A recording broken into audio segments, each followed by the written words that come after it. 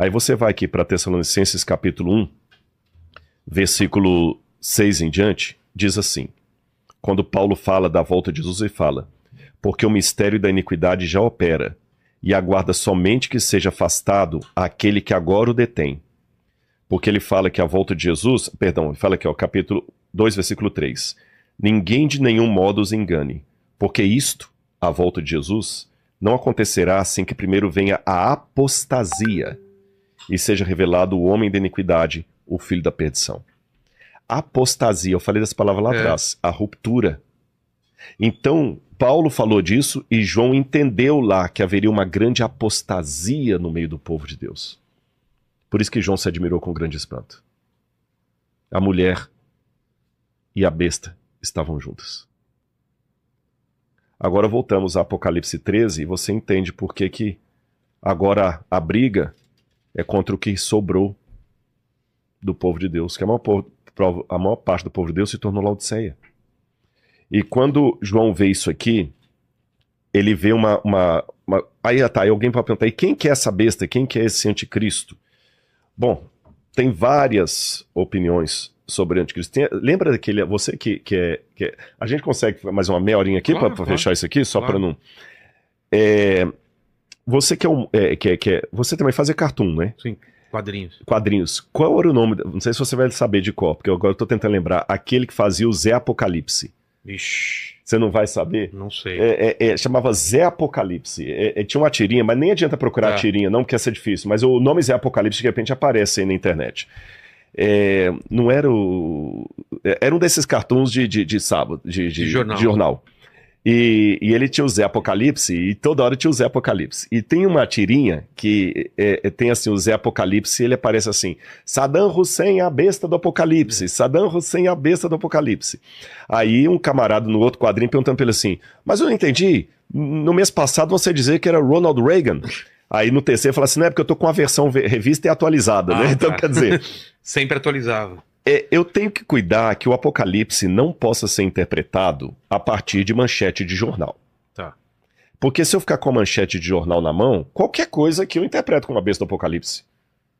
Eu posso falar que é o Macron, posso falar que é Trump, eu posso falar que é Elon Musk, qualquer um é a besta do Apocalipse. Teve um autor dos anos 60 que dizia que a besta do Apocalipse era a televisão. Que as TVs antigas tinham aquelas duas anteninhas e fala que ela tinha 2 chifres, sabe? O que seria a besta do Apocalipse? Bom, os primeiros pais da igreja, os primeiros cristãos, ali depois do período apostólico, sempre interpretaram a besta do Apocalipse como sendo algo relacionado a Roma, ao Império Romano, que era o opressor da igreja naquela época, que era o que oprimia a igreja. Por exemplo, vou lembrar que o Irineu de Lyon, que foi discípulo de Policarpo, que foi discípulo de João, então ele estava bem perto ali da fonte apostólica. O Irineu de Lyon falava o seguinte, olha, o número 666, que alguns manuscritos até traduziam como 616, ele falava assim, o nome que dá isso aqui é Lateinos, em grego. Lateinos significa o império dos latinos, dos romanos. Sim. Então era alguma coisa ligada a Roma. Eles sabiam que tinha alguma coisa ligada com Roma. Roma era... codinominada, né? De Babilônia. Ah, é? Tanto é que o Pedro, quando escreve a carta dele, ele fala assim, aos irmãos que estão na Babilônia. E na cultura judaica sempre chamava Roma pelo codinome de Babilônia, porque o maior opressor do povo de Israel no Antigo Testamento não foi o Egito, foi a Babilônia.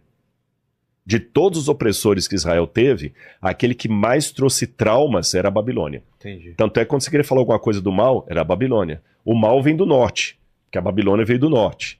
Mais do que a Assíria, mais do que os persas, mais do que Antíoco Epifânio, grego, todos foram opositores do povo de Deus. Sim. Os persas teve gente que opôs, o Antíoco Epifânio, mas assim, aquele que na época do Novo Testamento, todo mundo era a Babilônia. Você tem vários textos judaicos falando da Babilônia, mas é codificando Roma.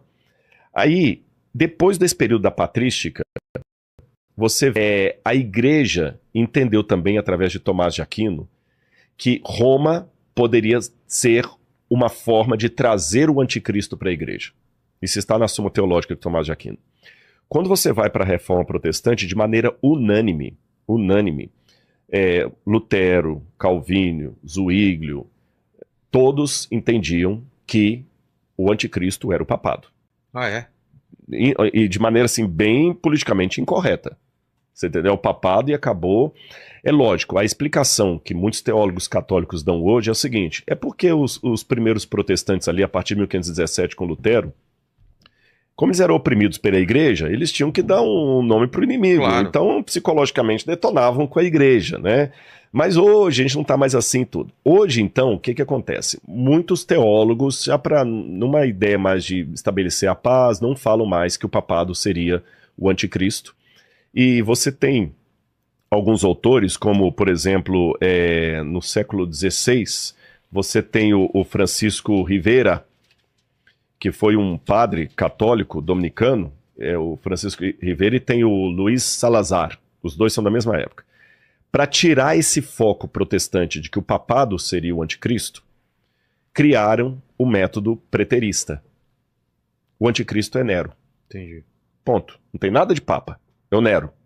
E depois muitos teólogos protestantes alemães acabaram bebendo na mesma fonte, aí o papado passou a ser Nero. Depois os futuristas começaram a falar, não, o anticristo, na época da Guerra Fria, que começou o dispensacionalismo, o anticristo é a Rússia, é a União Soviética, que tinha que demonizar os russos. O comunismo. Agora eu estou falando que a Rússia é com a China, né? Outros grupos minoritários, como as Testemunhas de Jeová, por exemplo, vão dizer que era a ONU. Outros grupos vão dizer que era um grande computador. Outros vão dizer que era um apóstata, que era um ateu. A internet. A internet. Como é que eu entendo isso? Eu tenho um trecho aqui interessante do próprio catecismo da Igreja Católica, e eu gosto dessa interpretação aqui do catecismo. Bom, aqui eu tenho as citações aqui de John Wesley, a Confissão Presbiteriana e Anglicana, de Westminster, a Confissão Luterana, todos falando que é o papado. A resposta católica também é importante ser dada. Os católicos dizem, o anticristo não pode ser o papa, porque na carta de João é dito que o anticristo nega que Jesus veio em carne. Entendi. Nega que ele veio em carne. E o Papa não nega que ele veio em carne, ele não é gnóstico. Entendi. Né? Mas olha o que diz aqui o catecismo da igreja. O catecismo tem lá os vários pontos, 537, 534, os parágrafos, mas para quem quiser olhar no catecismo é só colocar julgamento final da igreja. Interessante o título, julgamento final da igreja. E o catecismo diz assim, antes da segunda vinda de Cristo, aqui é a posição católica, tá, gente? Não vai valer por protestante. Sim. Antes da segunda vinda de Cristo, a igreja deve passar por um julgamento final que abalará a fé de muitos crentes. Eu concordo com isso. A perseguição que acompanha a sua peregrinação na terra revelará o mistério da iniquidade, que é uma maneira de falar do anticristo, na forma de um engano religioso, oferecendo aos homens uma solução aparente para os seus problemas ao preço da apostasia da verdade. Ou seja, se a apostasia da verdade... É o afastamento da verdade. Então o anticristo não pode ser um russo ateu, nem um muçulmano. Tá. O anticristo tem que ser alguém, e eu concordo com o catecismo aqui, tem que ser alguém que saiu de dentro do cristianismo, porque quando você vai aqui na carta de João, que fala do anticristo, fala aqui, olha, Evangelho de João, capítulo 2, versículo 18, fala, filhinhos, esta é a última hora, e como vocês ouviram que o anticristo vem, também agora muitos anticristos têm surgido, por isso sabemos que é a última hora. Eles saíram do nosso meio. Ah. Essa elementação. Manifestações do anticristo já havia na época do Novo Testamento, porque eles falam que muitos dos anticristos já estavam surgindo. Segundo, o anticristo tem que ser alguém que sai de dentro do cristianismo, então não pode ser alguém de fora. E terceiro, esses anticristos da época de João eram um modelo daquele grande filho da iniquidade que ainda viria, que Paulo falou, que ainda não surgiu, mas virá, antes da vinda de Cristo. Porque fala que quando ele surgir, Paulo fala, o Senhor o destruirá. Então, peraí, então o anticristo não pode ser a União Soviética, porque não tinha União Soviética na época aqui. O anticristo não pode ser a ONU, porque não tinha a ONU nessa época. O anticristo tem que ser algum poder que já tinha exercício na época apostólica, que atraía pessoas que saíam de dentro do cristianismo e que, por alguma forma, vai estar de novo na segunda vinda de Cristo. Então, classificar o anticristo como um homem só já fica complicado, porque o camarada tem que ter 2.000 anos de vida, pelo menos. Mas aqui, eu estou só pegando a Bíblia para ver que o que o catecismo está falando tá de acordo. Aí diz que esse anticristo atrairia muitas pessoas para uma apostasia da verdade. Deixa eu te falar uma coisa. Se a igreja se a mulher de Apocalipse 17 é o povo infiel, para você ser um adúltero, o primeiro requisito é ter sido casado. Para você morrer, o primeiro requisito tá vivo. Tá vivo. Para você ser apóstata, o primeiro requisito é ter sido cristão. Sim. Não existe islamismo apostatado. Não existe budismo apostatado. Só existe cristianismo apostatado. Então o anticristo tem que ser alguma coisa que vai sair do cristianismo. Aí continua dizendo: o engano do anticristo já começa a tomar forma no mundo toda vez que a reivindicação é feita para perceber dentro da história aquela esperança messiânica que só pode ser realizada através do julgamento escatológico. A igreja rejeitou até mesmo formas modificadas dessa falsificação do reino para vir sobre a forma do milenarismo, especialmente a forma política intrinsecamente perversa de um messianismo secular. A igreja entrará na glória do reino somente através dessa Páscoa final, quando ela seguirá o seu Senhor em sua morte e ressurreição. Então, o catecismo, nesse ponto, concorda com a minha ideia pós-tribulacionista. Sim. A igreja enfrentará uma perseguição. Mas essa perseguição não virá de fora. Virá de alguém de dentro da igreja, que apostatará da verdade e levará muitas pessoas à apostasia. Mas quem seria essa pessoa que, de certa forma, já tinha ação na época dos apóstolos e vai ter na volta de Jesus? Aí eu termino com o Apocalipse 17 explicando. Vamos voltar para o capítulo 17. João viu a mulher montada na besta e ficou assustado com o que ele viu. Aí olha o que diz a continuidade. Capítulo 17, verso 7. O anjo, porém, me disse: por que você ficou admirado? Eu vou lhe explicar o mistério da mulher e da besta que tem as 7 cabeças e os 10 chifres que levam a mulher. A besta que você viu era, não é, está para emergir do abismo. Era, não é, está para emergir do abismo. Então ela atuava no período apostólico, vai ficar um tempo incubada, mas ela vai voltar no tempo final. É igual um tumor, que às vezes você vai, cura, ele fica entubado, depois ele volta. Era, não é, e vai surgir do abismo. E caminha para a destruição. E aqueles que habitam sobre a terra, cujos nomes não foram escritos no livro da vida desde a fundação do mundo, se admirarão, vendo a besta que não era, mas tornará a aparecer. Então é alguém que estava na época de João, ficará um tempo de suspensão e voltará a aparecer. Aqui está a mente que tem sabedoria.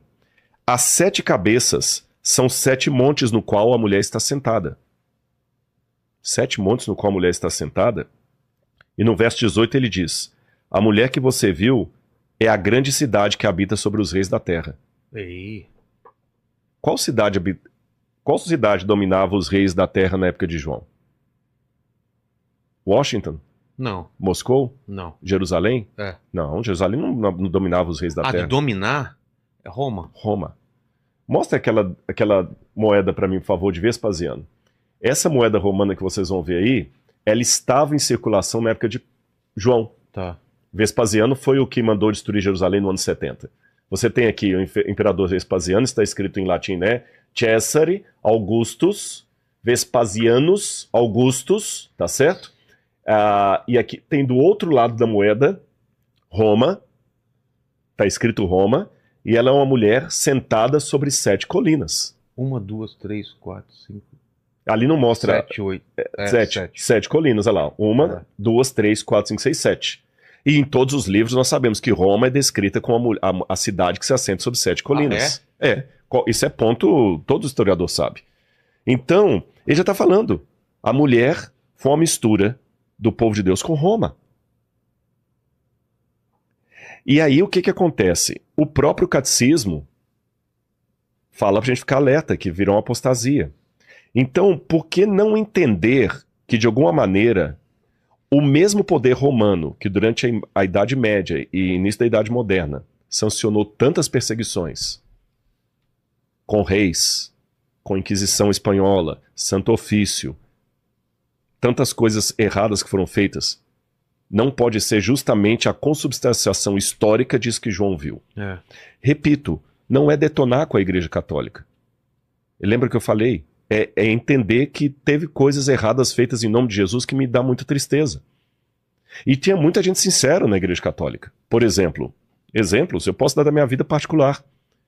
Eu tive padres que, quando eu ficava no mosteiro com eles, eu lembro uma vez que eu cheguei aqui no Ipiranga lá, e os padres me recebiam ali, e um belo dia eu esquentava minha comida lá e depois ia pra sala assistir o Fantástico com os padres. Aí um dia o padre chegou lá, falou: Rodrigo, desculpa, padre Dionísio, desculpa, tomou o prato da minha mão que eu tinha esquentado, me perdoa, Rodrigo, me perdoa. Eu falei: o que foi? Ele pediu um perdão e tomou o prato da minha mão.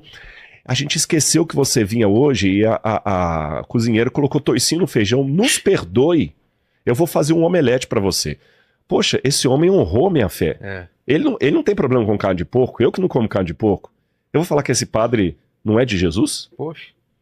Eu vejo uma vida de Madre Teresa de Calcutá, Irmã Dulce, para falar aqui do Brasil, essas mulheres não andavam com Jesus? Ai de mim, quem sou eu? E os crimes que houve dentro da Igreja Católica? Também houve crimes dentro do mundo protestante, dentro da Igreja Adventista. Eu tenho que lamentar isso e ver que o Apocalipse previu que essa união aconteceria. E quer ver mais onde é que a união aconteceria? João entendeu mais uma coisa, e aqui eu já estou indo para o final aqui, para a gente partir para o epílogo do Apocalipse. João, como judeu, ele sabia que no passado, quando o povo de Israel quebrava a aliança com Deus, eles seguiam através de ídolos. E quer que eu apresente para você qual que era a deusa que mais atraía o povo de Israel? Qual? Essa aqui, ó. Aquela do museu lá do NASP. Isso aqui é uma cena do museu do NASP. Você viu então que aqui, olha, o que o Apocalipse viu, eu mostrei na arqueologia, a mulher que se assenta sobre, né? Sete. Essa é uma estatueta que está no museu do NASP. É uma divindade, o nome dela é Áshera, que nas bíblias em português eles traduzem como Azera. E que tem uma teoria que seria a mulher de Deus, não é? Exatamente. Eu vi. Por quê? Por quê? Foi numa época de apostasia que o povo de Israel quebrou a aliança, porque para eles, veja bem, Deus era o oposto do Deus que todo mundo queria ser. Porque Deus era solteirão. Todo mundo queria ser um homem com muitas mulheres e muitos filhos. Os reis tinham muitas mulheres, quanto mais mulheres e filhos, mais poder. Deus solteirão. No Novo Testamento nós vamos entender Jesus como filho de Deus, mas eles não tinham essa luz no Antigo Testamento tão clara. Um solteirão sem filho. Não, vamos arrumar uma mulher para Deus aí. Arrumaram a Áshera. Da onde veio na apostasia. A Áshera era uma deusa pagã. As origens dela ainda são dúbias. Alguns pensam que ela pode ter vindo de Ugarit, porque nós temos muita informação de Ugarit, mas outros pensam que ela pode ter vindo da Fenícia. Sim. A Áshera era adorada em vários povos de várias maneiras. Essa imagem que está aí, coloca de novo, por favor, é uma imagem clássica, porque a Áshera está aí, ela está com a cabeça como se fosse de um pássaro, e ela é uma prostituta montada numa besta. Ela é uma prostituta montada numa besta. Tanto é que num culto de Ugarit, nós temos um hino que fala o seguinte: entra a grande Áshera e todos os reis se embriagam com o vinho da sua devassidão. Nossa. É o mesmo texto de Apocalipse 17. E essa Áshera, que era adorada em vários povos, foi o que fez Deus tirar do povo. Ela inclusive era parente de Baal, tá? Entendi. Deus tirou do povo a proteção, a Babilônia veio e destruiu Jerusalém. E Jeremias fala muito contra o culto às Áshera, que eram árvores às vezes. E olha que interessante, João, quando viu essa mulher montada na besta, lembrou da Áshera. O que João entendeu? Assim como o povo de Israel quebrou a aliança no passado e sofreu consequências disso, o povo cristão quebrará a aliança no futuro. A grande apostasia. Áshera vai voltar. Só que de que forma? Através da cidade que domina o povo inteiro. É alguma coisa relacionada com Roma. E olha que interessante, essa Áshera foi adorada por vários povos. E tem mais uma pista no Apocalipse. Aqui fala o seguinte, olha. Apocalipse capítulo 17, versículo 15.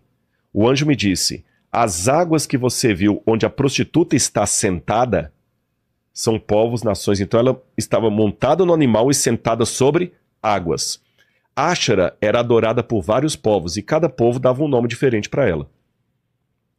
E sabe qual que era o nome que ela tinha na época do apóstolo João? Não. Vou mostrar com o mosaico. Esse piso que vocês vão ver aí agora é um piso de uma casa romana de pessoas ricas da época do Novo Testamento. E você tem a Áshera. Só que ela num num touro que ela tem na sentado sobre cabeça? as águas. Ela tá com um pano, ela tá vestida com um pano assim de sedução, Ah, tá. é justamente a púrpura e a escarlata. Quase mostrando aí as partes, As né? partes, que ela é prostituta, ela é adúltera. Mas tem alguma coisa E a a ver parte- com arco-íris, não? Não tem. Não, Esse aqui né? é como se fosse um pano que Tá, tá. esvoaçante. E aqui, isso aqui é o mar. Essa parte baixa é o mar. Tá, Porque a história é que ela traiu o marido dela para ir através de um touro, que era um deus grego que se transformou num touro. Então ela adultera, abandona o marido para seguir através de um touro. E esse touro cavalga sobre as águas do mar. entendi. E ela é descrita como a mulher montada sobre uma besta e assentada sobre muitas águas. E sabe qual que é o nome que ela tem nessa época? Não. Europa. Europa? Aí que é a origem do nome Europa. Nossa. Então, quem vivia na época de João, que leu o Apocalipse, Será que a Europa vem disso mesmo? vem disso, pode pesquisar, pode dar uma gugada. Caramba. Então, quem estava na época de João, usando aquelas moedas de Vespasiano, e escutando isso aqui, o que que ele entendeu? O povo de Deus, cristão, vai quebrar a aliança no futuro, Certo. como os judeus quebraram a aliança no passado. Foram- Assim como e o foram profeta subjugados, chamou Jerusalém de prostituta, o povo de Deus vai se prostituir se unindo com Roma. Isso vai trazer um grande custo. E, de fato, os próprios teólogos católicos admitem que na união da igreja cristã com Roma, quando ela se tornou católica apostólica romana, Com Constantino? a partir de Constantino, A partir de é que na verdade aí vai um pouquinho depois, que você Sei, tem Constantino, que deu para a igreja prestígio, tá certo? Depois em 500, Constantino é 320 aproximadamente depois de Cristo. Depois de Constantino você tem Clovis, rei dos francos, que dá o exército para a igreja em 508 depois de Cristo, e em 538 você tem Justiniano, que dá para a igreja o poder temporal. Dá para a igreja o poder temporal. E ela se torna, então, a dona da Europa, praticamente. Esse poder só vai ser quebrado quando Napoleão vai mandar o general Berthier prender o Papa, em 1798, se eu não me engano. Ele prende o Papa morre no exílio, depois vem um outro Papa, etc.